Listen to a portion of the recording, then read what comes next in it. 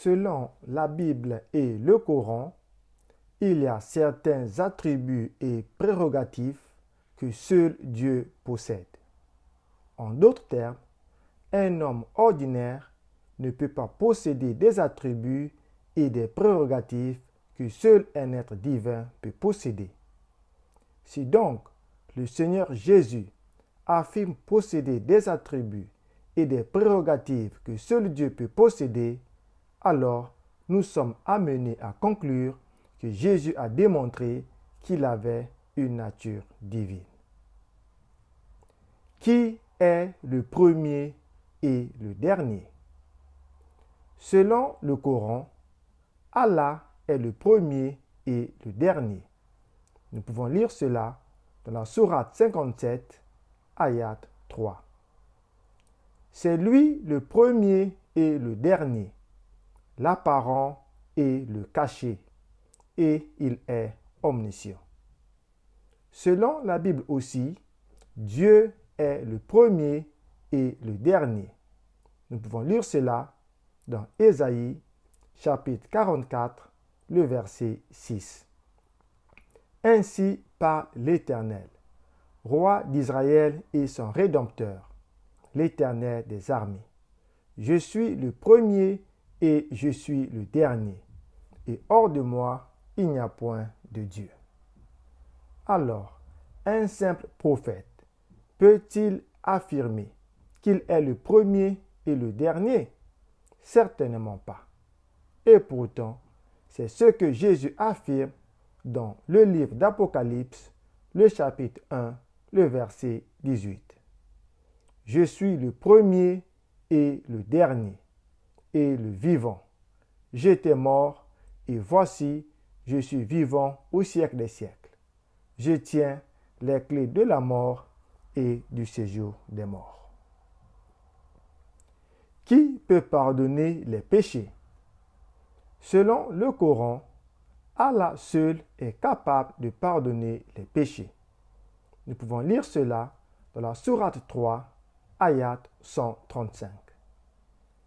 Et pour ceux qui, s'ils ont commis quelque turpitude ou causé quelque préjudice à leurs propres âmes, en désobéissant à Allah, se souviennent d'Allah et demandent pardon pour leurs péchés.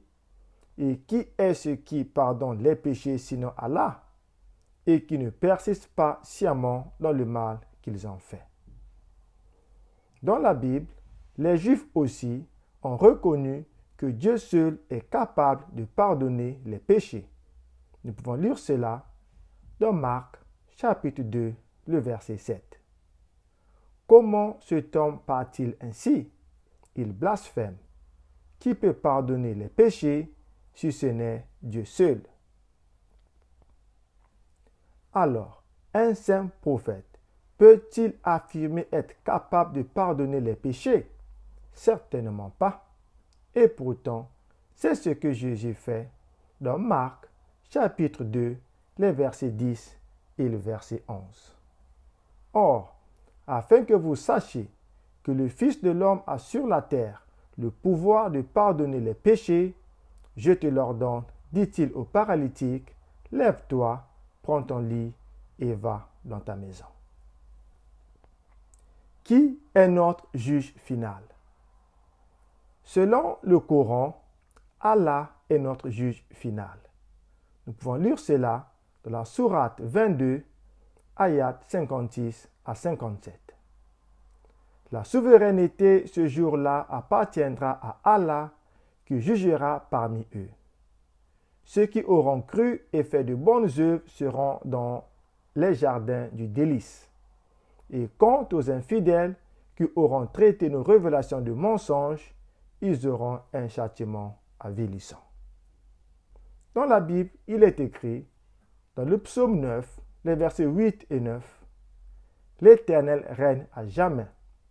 Il a dressé son trône pour le jugement. Il juge le monde avec justice. Il juge les peuples avec droiture. » Alors, un saint prophète peut-il affirmer être le juge final? Certainement pas. Et pourtant, c'est ce que Jésus dit, que le Père lui a donné le pouvoir de juger. Nous pouvons lire cela dans Jean chapitre 5, le verset 26. Car, comme le Père a la vie en lui-même, ainsi il a donné au Fils d'avoir la vie en lui-même et il lui a donné le pouvoir de juger parce qu'il est le Fils de l'homme. Nous pouvons lire aussi dans Matthieu chapitre 25, les versets 31 et 32. Lorsque le Fils de l'homme viendra dans sa gloire, avec tous les anges, il s'assiera sur le trône de sa gloire. Toutes les nations seront assemblées devant lui. Il séparera les uns d'avec les autres, comme le berger sépare les brebis d'avec les boucs. Qui est la vérité? Selon le Coran, Allah est la vérité. Nous pouvons lire cela dans la sourate 22, ayat 6. Il en est ainsi parce qu'Allah est la vérité, et c'est lui qui rend la vie aux morts, et c'est lui qui est omnipotent. Dans la Bible, il est écrit dans le psaume 31, le verset 6, « Je remets mon esprit entre tes mains. Tu me délivreras, Éternel, Dieu de vérité. » Alors, un saint prophète peut-il affirmer être la vérité? Certainement pas. Et pourtant, c'est ce que Jésus affirme dans Jean chapitre 14, le verset 6. Jésus lui dit, « Je suis le chemin, la vérité et la vie. Nul ne vient au Père que par moi. » Qui va ressusciter les morts au dernier jour? Dans le Coran, il est écrit, dans la sourate 22, ayat 7, « Et que l'heure arrivera, pas de doute à son sujet, et qu'Allah ressuscitera ceux qui sont dans les tombeaux. » Dans la Bible, il est écrit, dans 1 Samuel chapitre 2, le verset 6, « L'Éternel fait mourir et il fait vivre. Il fait descendre au séjour des morts et il en fait remonter. » Alors, un saint prophète peut-il ressusciter les morts à la fin des temps? Certainement pas. Et pourtant, c'est ce que Jésus déclare. Dans Jean chapitre 5, le verset 25. En vérité, je vous le dis, l'heure vient, et elle est déjà venue, où les morts entendront la voix du Fils de Dieu, et ceux qui l'auront entendu vivront. Dans Jean chapitre 5, le verset 28, il est écrit, « Ne vous étonnez pas de cela, car l'heure vient où tous ceux qui sont dans les sépulcres entendront sa voix et en sortiront. » Dieu peut-il partager sa gloire avec un homme?